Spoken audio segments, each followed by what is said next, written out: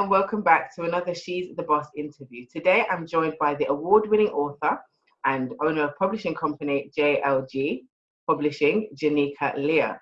Jenica, thank you so much for joining us today. Tell us a little bit more about what you do. Tell us a bit about your books and about your publishing company. I started off on this journey basically writing a children's book, which is about a health condition called Sickle Cell, which is a condition that I actually live with. So Sickle Cell is one of the most common genetic disorders in the world, but it's not actually widely known about among everyone in the community. So writing a book about sickle cell was kind of my way of sort of giving something back, and also because when I was growing up with the health condition, I didn't have anything to go by. I didn't really know what my condition was. I didn't know how to explain it to people. So for me, being able to give something back to the younger generation who are growing up with sickle cell, it's just a way for them to kind of feel accepted and not to feel different. Mm-hmm. So that was kind of like my journey behind writing the book. That was my reason why.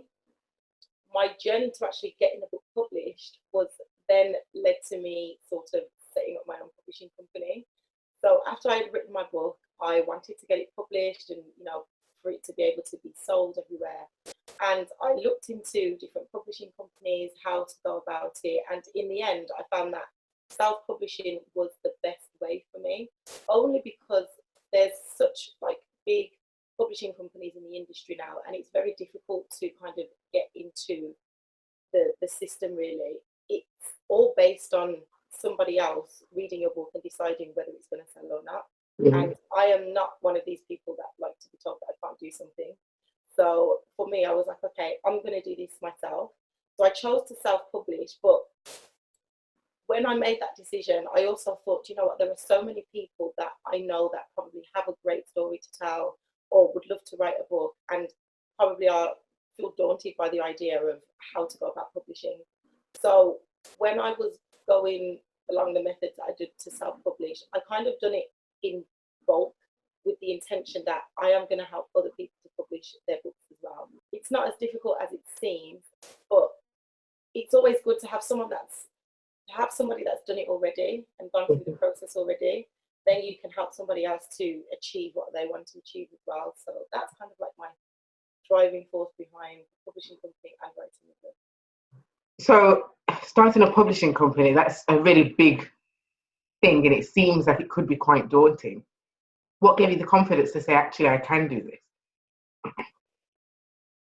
My confidence comes from the fact that everybody had to start somewhere. So all of these big publishing houses that are big in the States and in the UK, they must have started somewhere.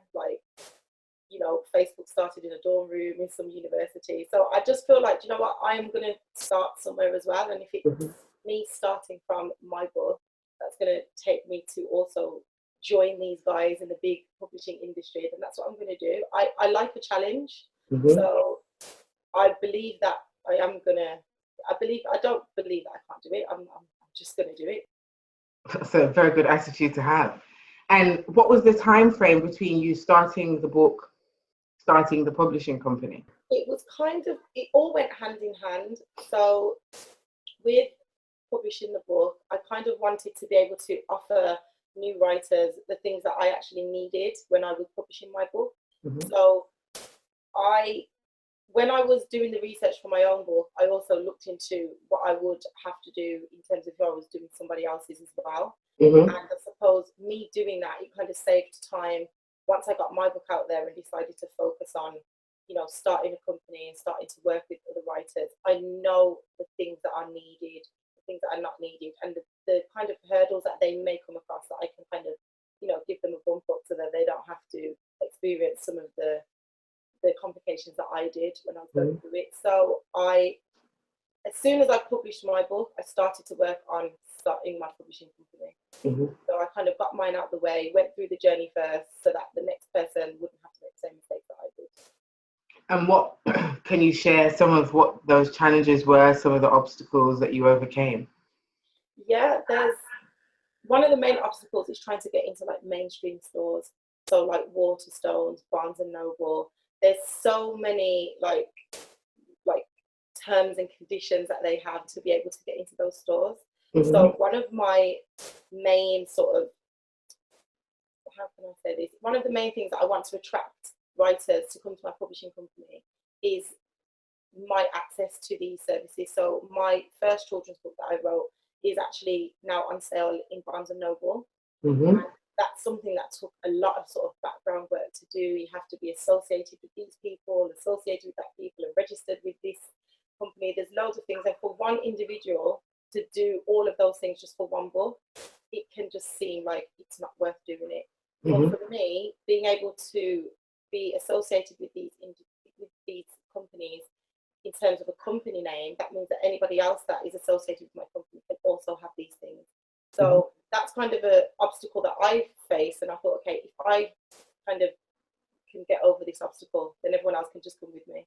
So that's one of the things that was sort of like it wasn't difficult. I just thought, why, it shouldn't be so hard. Like, everybody has a great story to tell, and everybody wants to read a good book. But there shouldn't really be so many barriers for people to be able to sort of get into these mainstream stores. So I just want to make that access available for everybody. And in terms of kind of the day-to-day aspects of running your business, what do you find some of the most difficult or non-enjoyable things that you have to do? The most non-enjoyable thing in sort of publishing is, again, me trying to get access or trying to like get into somewhere or get in contact with some company to sell the book, because it's like, if they don't know your name, they're not interested. And for me, I'm just like, do you know me? Like, I'm coming. Like, so it's kind of like, it's a hindrance, but it's also a challenge. And as I've said, I like a challenge. So day to day, it's kind of like, what door am I going to get through today? Or what can sort of challenge me today? What can I achieve today? Even if it's just one small thing or one smaller step towards the big goal. That's kind of that's my everyday. And is goal setting a really big part of your kind of process as a businesswoman? Yes, definitely. I have my big dream, which is to, you know, have a publishing company where people are probably submitting their work to me, and I'm overloaded and bombarded with books and manuscripts that people want me to publish. That is the end goal. But for me, setting smaller achievable goals along the way, like, I know that that's there, and it's just on my board. Like, I do have a vision board or whatever, that is there, but I don't focus on that. Like, that's not what I'm thinking about tomorrow and the day after and the day after. I focus on my smaller targets. So let's get into Barnes and Noble, let's get into Waterstone, let's just find some contact details for someone there, or just those smaller targets, because I think by the time I build up all of the smaller ones, I'll be at the big one before I know it. It's a really good way of looking at it, actually. And in terms of, well, it's clear to see, although we always say this thing of black doesn't crack, you're clearly young. Have you found that your age has had a positive or a negative impact on you as a businesswoman and as an author? Yes, black doesn't crack, but I don't look my age. So I am actually 28. I'll be 29 in June. And even me sort of becoming an award-winning author, I actually won a Young Inspirational Author Award. That was actually a title, but the category I was put up for was just author of colour. So when I didn't win that category, and then the next category came, which was like Young Inspirational Author, I thought, well, that's not me. I'm almost, you know, it's the way that people kind of receive you. I don't know whether people think, oh my gosh, look at this young girl that's achieving all of these things, and then when they find out I'm actually 28, they're like, oh, I don't know whether that is kind of like, 28 is still young, by the way. I feel like 18 still. Just like a person. I never know whether that is you're not as old as I thought. Like you're older than what I thought you were, so you're okay then, or you know, you're so young and you're doing so much. Like, I'm really enthusiastic to get behind you, but I don't see my age or anything as a barrier. I'm gonna do it, whether it was 10 years ago, whether it's 10 years in the future. I'm really passionate about what it is that I'm doing, so I know that I'm going to achieve it. And you obviously said earlier you suffer from sickle cell. How much does that impact you on a day-to-day basis? I do know a little bit about sickle cell. I do have family members who suffer from it. How long, if you don't mind sharing, since you had a crisis, and what kind of impact does that have on your process and on, I guess, you achieving the goals that you set out for yourself? And how do you overcome those things? At the moment, my sickle cell is really good. Like, I'm managing it really well. So I haven't had a crisis in, I think it's coming up to a year now. Mm-hmm. And before that, I went like 18 months.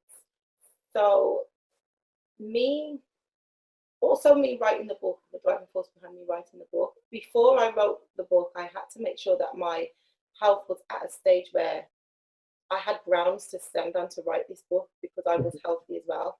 I don't think that I would be able to be in the position that I am and giving the advice that I am giving if I was like really struggling with my health condition, because it's like, okay, what are you basing this off? My book is all about having sickle cell and how to stay well with it. And because that's what I do, it was easy for me to kind of have a way to write about it, because I'm just basing it off myself.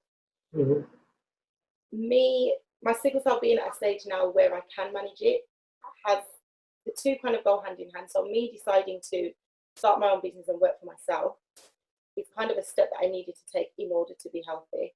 And I'm not saying that that's the same for everybody, because I know people living with sickle cell that have been to uni and they're in full-time jobs, you know, pharmacies, and, you know, they're these big, you know, they've got these amazing jobs, and that's just amazing, but it just wasn't the path that I could take. I tried working full-time, I even tried working part-time, and I just got into a vicious cycle of being sick, going back to work without even recovering. So I was just running off 50%, and I just kept running myself down, to the point where I was in and out of hospital like several times a month. So I kind of had to take a step back and make a decision to think, I've got to do something where I can manage my own time. And this has given me freedom to do that. So with my coaching and people that I work with, I schedule that time around myself. I also schedule in rest, which I think is not something that people often do. Burnout culture is so like becoming a norm now that people just think, I've got to keep going, I've got to keep going. Whereas for me, rest is a part of my schedule. So I have to have a day where, okay, today I'm going to do nothing. And it sounds, to some people it sounds bizarre, like how can you do nothing? But even if I'm just sitting down, I could be watching TV, I could be reading a book. My body needs to rest. So everything goes hand in hand. I can set my own schedules, I can do what I want to do. I can work as hard as I want or not as hard as I want. If I work too hard, I will end up in hospital. So it's kind of like a battle, and I have to go through that and manage it myself. But I'm getting better. It's a learning. It's all learning. So yeah. I'm sitting here feeling all emotional because I'm doing these interviews and I'm learning so much. And a recurring thing is this idea of scheduling rest and self-care, and it's something that I don't really do. And the more I do these interviews, the more I'm seeing actually everyone else is doing it. You need to get with the program and rest and relax. So that's interesting. Do you think that having sickle cell and knowing that sometimes you do have these health challenges have made you stronger, because it comes across as though it's a form of strength for you because you have overcome that as a challenge? Yes, definitely. I think me having sickle cell is like my driving force, or whenever I have a crisis, now especially because I don't have them that often. So I can, if I have like smaller ones, which kind of happen like regularly, I can manage them at home. So I kind of don't even call them crises anymore. I just call them like, okay, this is a sign that you need to kind of have a rest or have a break. But me having like bad crises and ending up in hospital, it's like, it's like running a race and then tripping over. So I trip over, I fall, and the first couple of days I'm like, oh my gosh, like why is this happening to me? And then after that I'm kind of like, okay, we've got to get back on track, like what are we going to do? So I do think that having sickle cell has made me the way I am in terms of enjoying challenges. I'm not saying that I enjoy being sick or being in hospital, because that's like I absolutely hate that at all means necessary. But when I'm there, I try and think what I'm going to do different next time to not be back here so soon. Mm-hmm. So every step, every obstacle, every like setback is kind of like just something that I can learn from. Mm-hmm. And that just keeps me going. And I apply the same things in business. So people say, no, I'm not sure if you're going to be able to achieve that. I'm like, oh, really? Like, obviously you don't know me. Obviously you don't know me. Like my doctor said, you know, you're going to have to be on blood exchanges every 4 weeks. And I was like, really? And that was like 4 years ago. So I'm one of these people that if you give me a challenge, I'm going to accept it, and I'm going to enjoy winning. Mm-hmm. You clearly have a real zest for life, and I think that comes across, and you have quite an infectious personality, because you make me feel like, okay, we can do this, and I'm not trying to do anything. Do you think that that's been really pivotal to you achieving everything that you've achieved?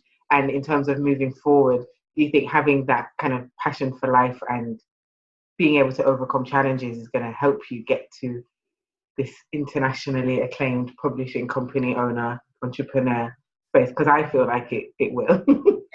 Yeah, I do think that, do you know what it is? I think it's because it's something that I am passionate about. So I've always enjoyed writing. I couldn't have told you 10 years ago that I'm actually going to write a book and then I'm going to publish other people's books. But I enjoy reading, I enjoy writing, and sometimes it takes us a while to realize what it is that we want to do. Mm-hmm. I think in business, it is important to do something that you enjoy and to do something that you're passionate about, because I think a lot of where I've got to, where I am now and where I know that I will be in the future, excuse me, a lot of it is to do with how passionate I am about what I do.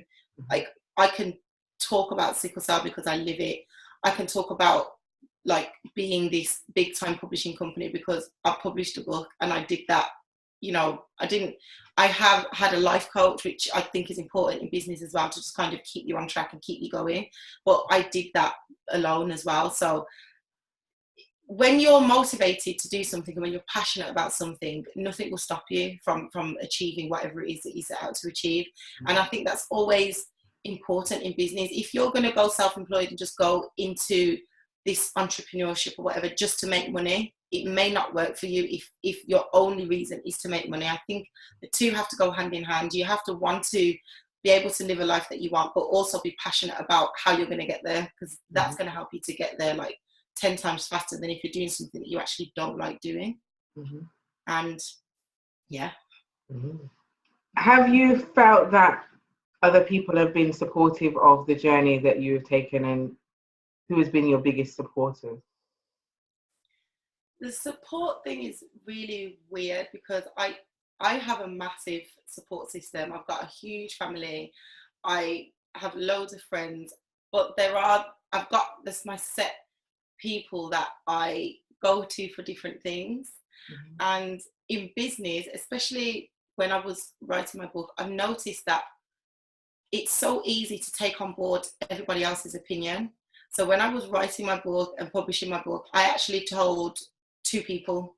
One was my mom and one was one of like my friends. And then I didn't tell people until my book was already out there, because by that time I just thought that there's nothing that anyone can say. I'm happy with it and that's how it's going to be. People, without realizing it, they always tend to say like, oh, if I was you, I would do this, or if this was me, I would do that. And as much as you might be confident in what you're doing and think, yeah, but you know, this is the way I want to do it, we so easily take what everybody else says on board. So I thought it was important for me to really do this by myself and do what I wanted to do. And I think me taking that initiative to kind of not tell everybody has actually shown me who the most important people are, who the most like necessary people are for me to tell things to, or to be able to give me advice in business. Mm-hmm. I have my mum, who is given the title of Momager, which she has accepted. So anything to do with business or my book, I'm like, mom, like I have to tell her it's Mama Jess, we separate between just being a mom and then being like my kind of support system in business. Mm-hmm. My mom is like my biggest critic. She would say that was like, you could have done better, or, you know, that was really good. But then if she knows that I'm having a bad day in terms of my health, mm-hmm. or, you know, if I'm struggling a bit, she can also be there as a mom as well and separate the two. So mm-hmm. she's my main go-to person. And then I have my power circle.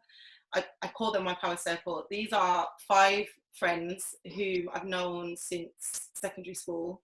So there's over 10 years of friendship in the circle. Somehow we are all in business. And I think it's to do with, you know, that whole saying, birds of a feather flock together. So we're all kind of business orientated. They've all sort of, you know, had good careers and been in full-time jobs, whereas I tried to do that and it didn't work for me, but they've always been supportive. So if I've got any queries in relation to business, if I've got an idea, I throw it to them, I throw it in the group. We meet up often and we go through each other's, like, where are we, goal setting, we do all of those things. And it sounds so weird because we're all friends as us, so we can go out and have fun, but we can also do business. Mm-hmm. So it's unusual because we're all females, and sometimes there can be a lot of, you know, power. People think that, you know, everyone's jealousy and all those things, but we don't have that. Like, we literally move together and it's just a beautiful thing.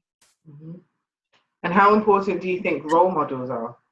And who have been your role models? Who do you aspire, if anyone, aspire to be like, or who do you look to for guidance or inspiration?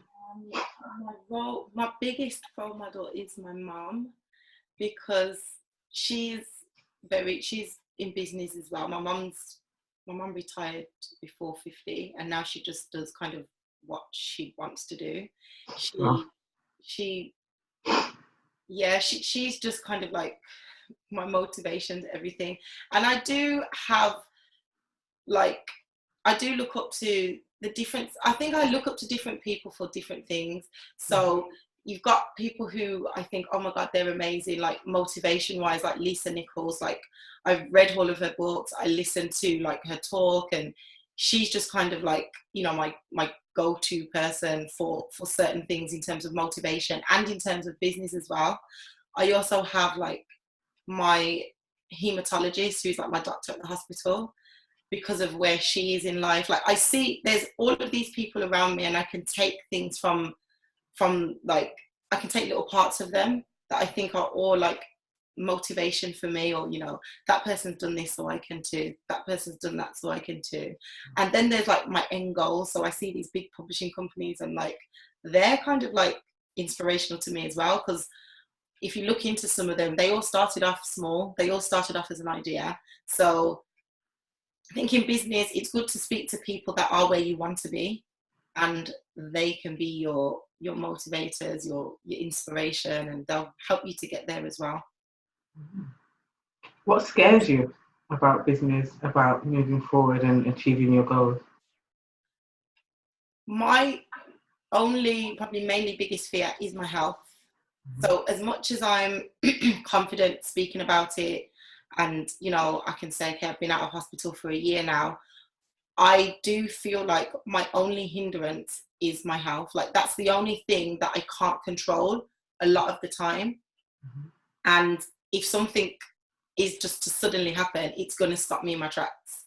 Like, I can't prepare to be sick, even though I try to, like, you know, scheduling rest and stuff like that. I still don't know when I'm going to get sick. And my fear comes from then having to kind of cancel. So I have like coaching sessions with writers and things like that, having to cancel because I'm not well, or having to just let people down, being a letdown. That's probably my biggest fear. And that's because I've lived it. Like, I miss important times in like my friends' lives and people who I really value. I end up in hospital. I've missed lots of things. That's my only fear, but at the same time, it's kind of like my motivation as well. So to get to a point where if I'm unwell, my business will still run. Or if I'm unwell, there's somebody that can still do, you know, keep the business going. So I kind of have to work hard to get to that point. So yeah, they kind of two go hand in hand. What excites you? What are you looking forward to? Oh, that's a good question. Answer asked me that. I think I was going to say I'm looking forward to. I think I'm looking forward to being able to give other people the excitement that I have.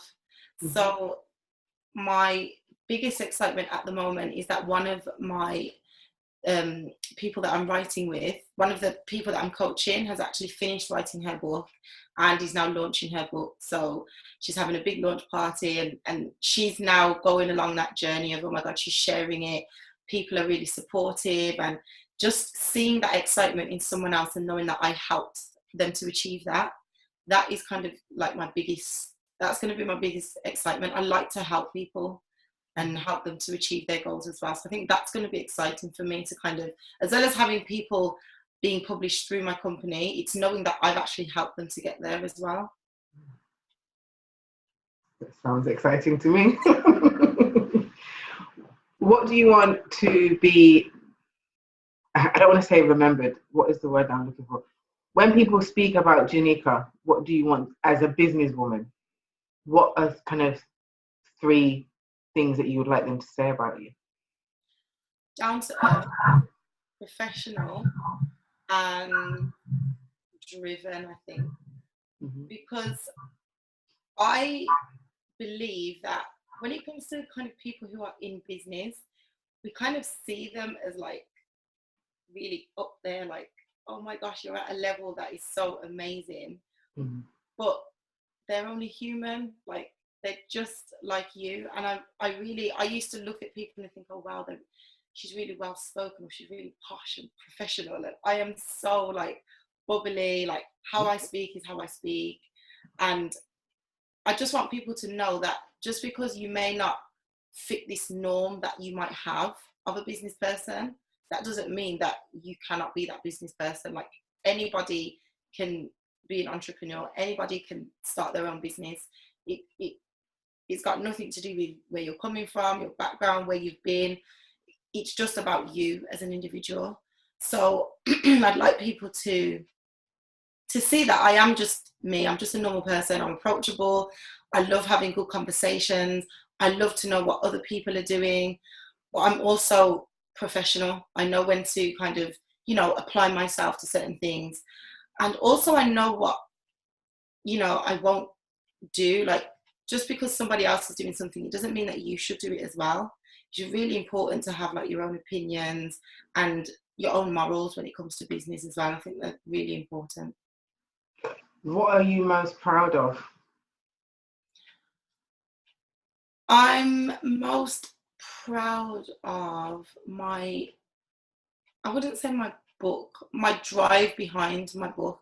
Mm-hmm. I'm most proud of sort of that achievement because I never intended for it to be where it is now. I decided to write a book and I said, oh, I'm just going to write this book. I didn't think about marketing. I didn't think about where the book was going to take me. I didn't think about what shops were going to have the book. Like I knew where I wanted it to be, but they weren't my reasons for doing it. My reason for doing it was to be able to give something back to young people living with sickle cell, and everything else that came from it has just been like a bonus. Like I'm so proud of what I've achieved without even knowing that I was going to achieve that. Mm-hmm. It's just been amazing. 3 pieces of advice for those coming up behind you. It's not going to happen overnight. I think in business, you kind of, where you want to get to, and then you have to take the small steps to get to it. If you think that you're going to have change overnight, it's probably going to demotivate you. So I would say definitely just take your time, be precise in your goal setting, and you will get there. Number 2, I would say always work on yourself as well as your business. So as well as just, doing marketing or promoting or whatever it is that you're doing in business, work on your confidence, work on your speaking, work on your ability to talk about your business, because you never know when an opportunity is going to arise. And I think you don't know who you could be in the room with, who you could be speaking to. So if you're confident and outgoing, people will be drawn to you before they're even drawn to your product or drawn to your service. So I think that is another important thing. And have fun. Like, I enjoy what I do. I enjoy helping other people to achieve what they want to achieve. I enjoy speaking, I enjoy reading, I enjoy writing. If you're going into business, go into something that you enjoy doing. So at least through all this hard work, you can enjoy the journey. Like, the journey is such an important one. So just have fun. Well, I've definitely had fun interviewing you today. Thank you so much. If people want to find out more about you, about your business, about your book, where can they go to do that? They can check me out on social media, Jenica Leah, or I'm at just JLeah on everything social. And my book is called My Friend Jen. So myfriendjen.co.uk, and my publishing company, which I'm now starting to kind of like promote now that the writers that I'm working with are at a stage where they're going to be like publishing and doing amazing things. So that's JLG Publishing. All of my sites are linked. So if you follow me, you'll see all of everything else that's related to me and business and everything that I do. Okay.